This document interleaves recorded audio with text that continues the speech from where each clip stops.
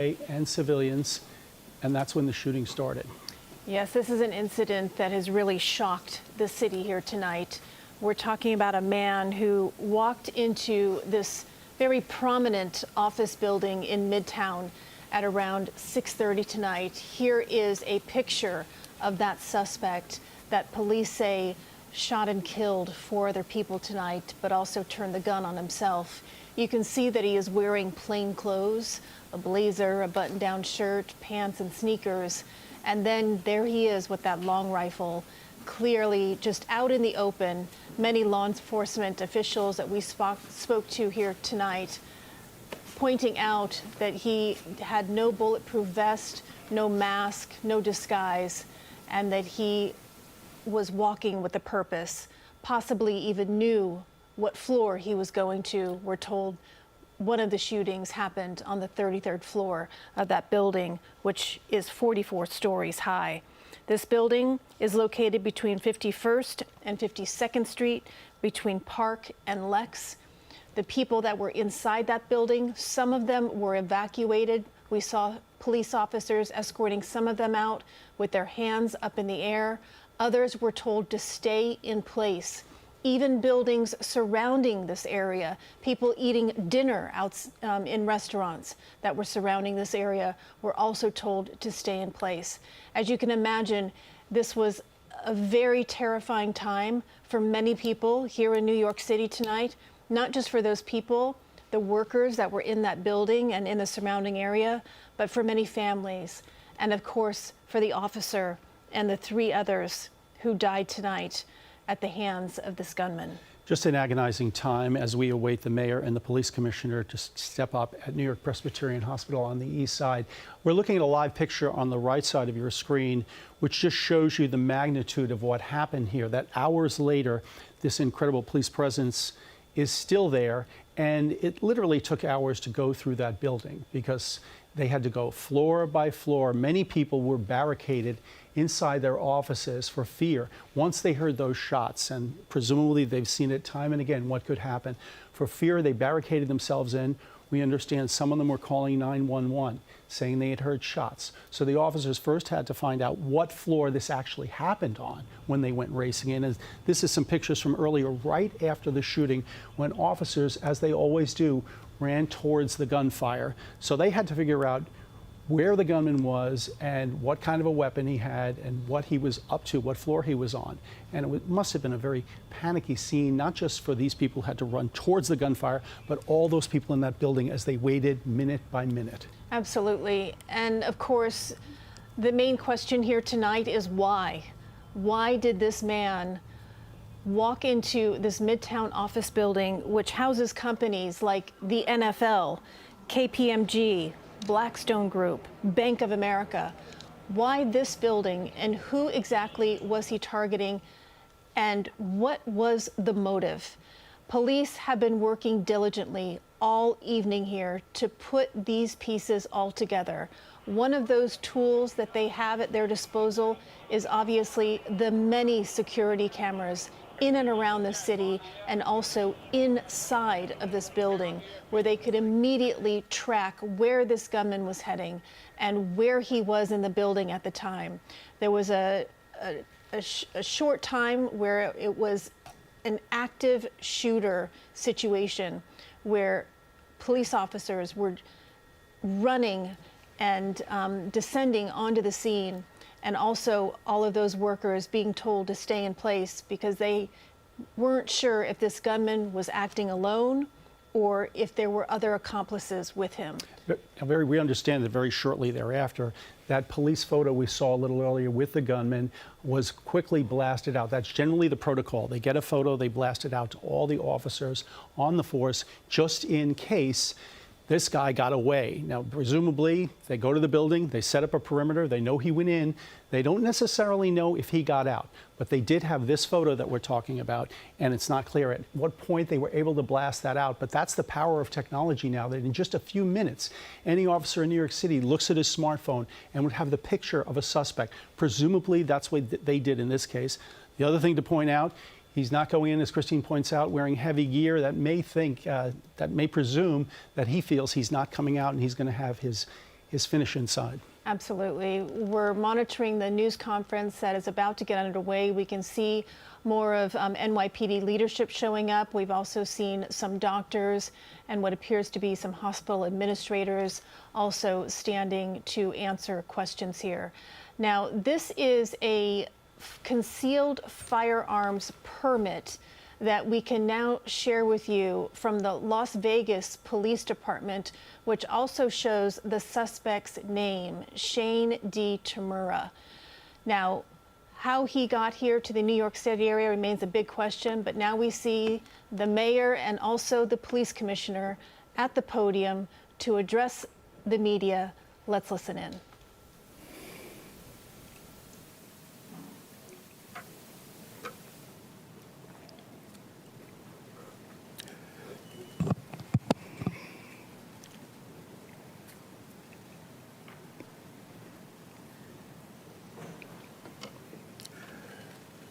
This never gets easy. I always go back to the beginning of my role as mayor in Harlem Hospital, where Officer Mora and Rivera were assassinated. And I remember watching their family members enter the hospital and a loud yell of, "No, God, please tell me it's not true." And I thought about that today when the notification came over from the police commissioner that we had a number of shots fired and we're still unraveling what took place. And our hearts are heavy. 5 innocent people shot tonight.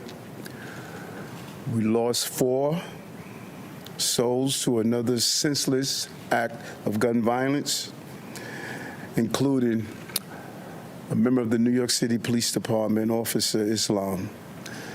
He served in the 47th Precinct.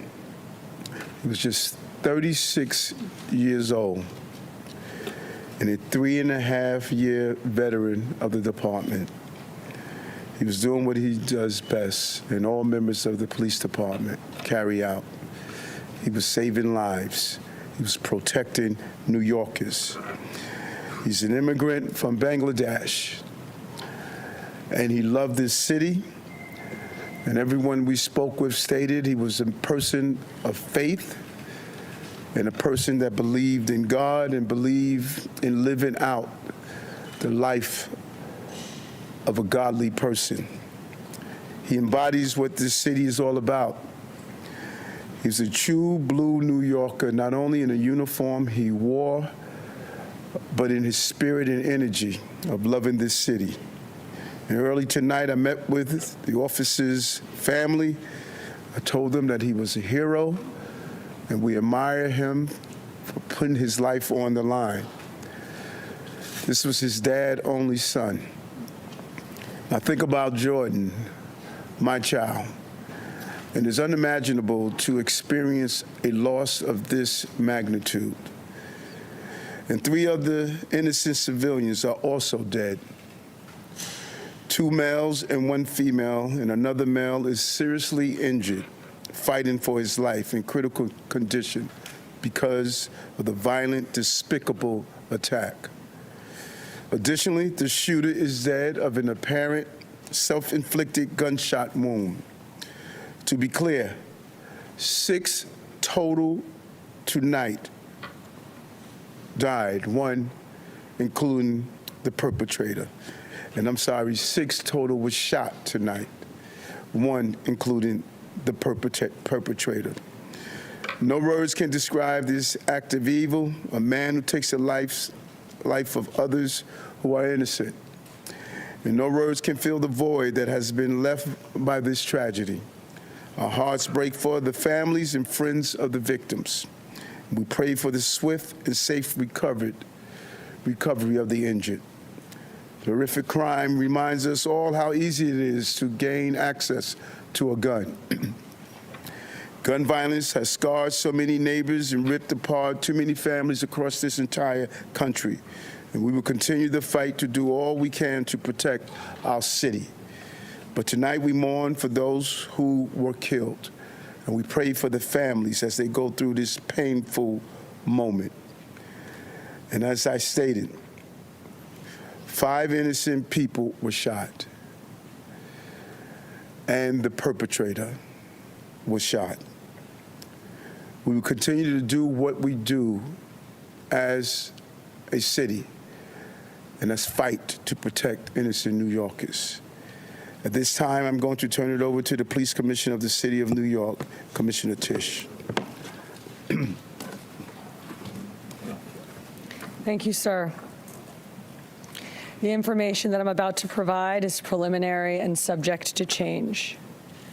At 6:28 p.m., the 911 call center started receiving multiple 911 calls for an active shooter inside of 345 Park Avenue at 52nd Street in Manhattan. What happened next is under an active investigation, and details are still coming in, but here's what we know so far. Surveillance video shows a male exit a double-parked black BMW on Park Avenue between 51st and 52nd Streets, carrying an M4 rifle in his right hand. He walks towards the building's entrance. That individual was seen exiting the BMW alone. The building's security camera footage shows the shooter enter the lobby, turn right, and immediately open fire on an NYPD officer. He then shoots a woman who took cover behind a pillar and proceeds through the lobby, spraying it with gunfire. He makes his way to the elevator bank, where he shoots a security guard who was taking cover behind the security desk. One additional male is shot in the lobby, per his own statement from the hospital. The shooter then calls the elevator, which opens in the lobby. A female exits that elevator, and he allows her to walk past him unharmed. He goes up to the 33rd floor, which is route and management, and begins to walk the floor, firing rounds as he traveled. One person was struck and killed on that floor. He then proceeds down a hallway and shoots himself in the chest. In total, we have 5 victims shot, our officer and 4 other innocent civilians, plus the shooter. The shooter is believed to be Shane Tamura, a 27-year-old male with a Las Vegas address. The vehicle he exited is registered in Nevada to Mr. Tamura. Inside of that vehicle, officers found a rifle case with rounds, a loaded revolver, ammunition, and magazines, a backpack, and medication prescribed to Mr. Tamura. The vehicle was searched by our bomb squad and found to be clear of any explosives. The initial investigation shows that Mr. Tamura's vehicle traveled cross-country through Colorado on July 26th, then Nebraska and Iowa on July 27th, and then in Columbia, New Jersey, as recently as 4:24 p.m. today. The vehicle entered New York City shortly thereafter. According to our law enforcement partners in Las Vegas, Mr. Tamura has a documented mental health history. His motives are still under investigation, and we are working to understand why he targeted this particular location. 345 Park Avenue is a commercial office building whose tenants include the NFL, Root and Management, KPMG, and Blackstone. At this time, 4 of the 5 victims are deceased, including our NYPD cop. Our officer was transported here to New York Presbyterian along with 1 male civilian, the lone shooting survivor, who is in critical but stable condition at this time. 2 other civilians, 1 male and 1 female, both deceased, were brought to Bellevue. The 4th civilian is a female who was found dead on the 33rd floor of the location. Additionally, there are 4 other victims being treated for minor injuries sustained in their attempts to flee the scene. Victims' names are being withheld at this time, pending family notification. Officers from our Special Operations Division are currently conducting a secondary sweep of the entire building. I want to be very clear. We believe this to be a lone shooter, and there is no longer an active threat to the public. But today, 4 innocent victims are dead. Among them is NYPD police officer Didarul Islam. 36 years old, 4 years on the job. Officer Islam was married with 2 young boys, and his wife is pregnant with their 3rd child. He's assigned to the 4-7 precinct in the Bronx. He was doing the job that we asked him to do. He put himself in harm's way. He made the ultimate sacrifice, shot in cold blood, wearing a uniform that stood for the promise that he made to this city. He died as he lived, a hero. I want to extend my profound sympathies to all of the victims and their families, and to the brave NYPD cops who today lost a brother. There are still many questions that we have to answer, and we will answer them. But for now, our city is in mourning for the innocent lives lost. May their memories be a blessing. Pat. Sorry. Oops, sorry. Patrick Hendry, President of the PVA. This is a devastating night for our city, for our police department. Pure evil came to the heart of our city and struck innocent people. And one of our police officers who were protecting those people. We lost 4 people tonight in our hero brother who gave his life for this city. He was a hardworking police officer who was proud, we know, from hearing from his family, to put on that uniform and shield of a New York City police officer every day and went out and did his job. And he went out every single day to provide for his family, whether it was overtime or whatever he had to do to provide for this family. That's what he did on a daily basis. And his family is devastated. A wife losing a husband who provided for that family. A father who's not going to see his son again.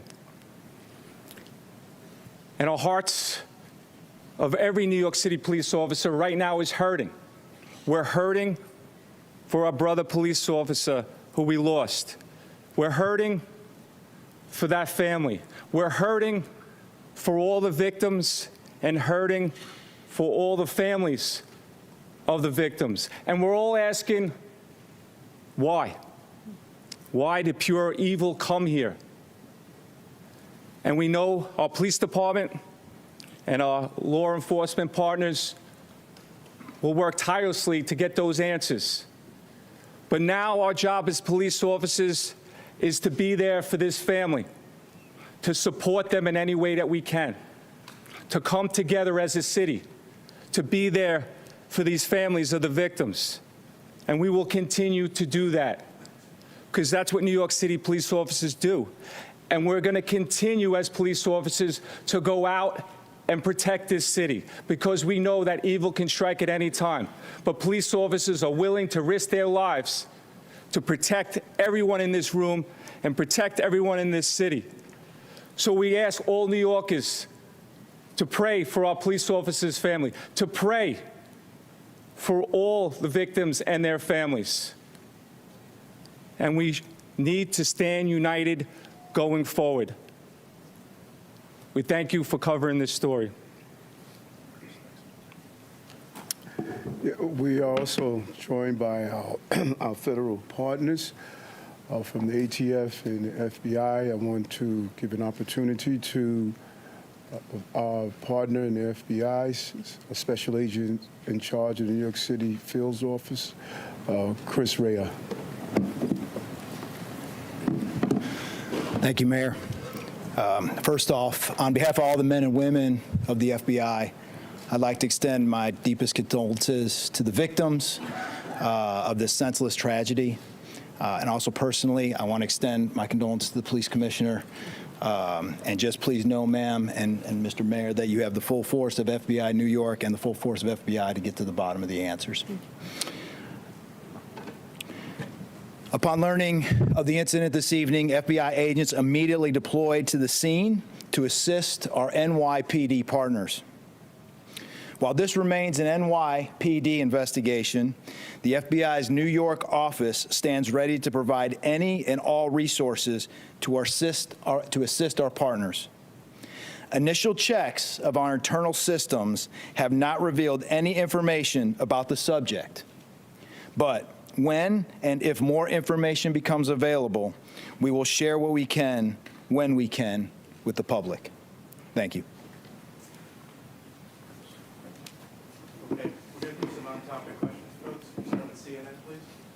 Just a quick question about the police officer. When he was standing in the lobby, did he have a chance to fire his weapon at the shooter, or was he completely ambushed? And also, when the shooter got to the floor, approximately how many people were on that floor, and what were they doing? All of this information is under active investigation. Videos are being reviewed. And as this investigation continues to unfold, we'll be able to answer those questions. But right now, it's an active investigation. Miles, Commissioner, if you could just talk about, he was working paid detail there for people who might not know what that means. And was he the only officer working that paid detail there?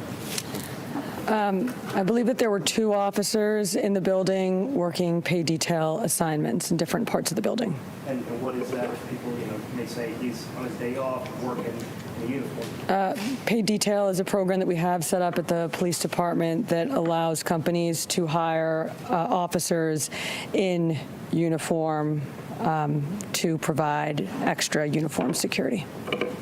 Commissioner, did she baseline interviews with witnesses, should they say anything at all? And secondly, maybe we find any manifesto, any writings or report?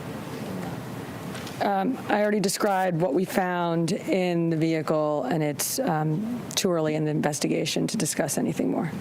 Thank you. Is there any indication that he had a prior connection to New York versus the real estate industry? I believe that's As I said, too early in this investigation to tell, but nothing that we have seen preliminarily. Dean? Commissioner, can you talk about what the medication was that was found in the vehicle? I cannot. Can you speak about any prior law enforcement contact you may have had? I cannot, other than to say that our partners in Las Vegas made us aware of a mental health history. Yes, Steve? What's your job? Can you please share any details you have on what James history was? Origin and whether or not he had. Just what I said already. It was an M4 rifle, and we also found a revolver in the vehicle with ammunition and magazines. Did he have a license to carry? He did have a license in the state of Nevada. Your one? Was there any intelligence indicating that this location was at risk beforehand? And are you considering this a targeted attack or an act of terrorism? At this time, it's too early in the investigation to tell. Thank you, everyone.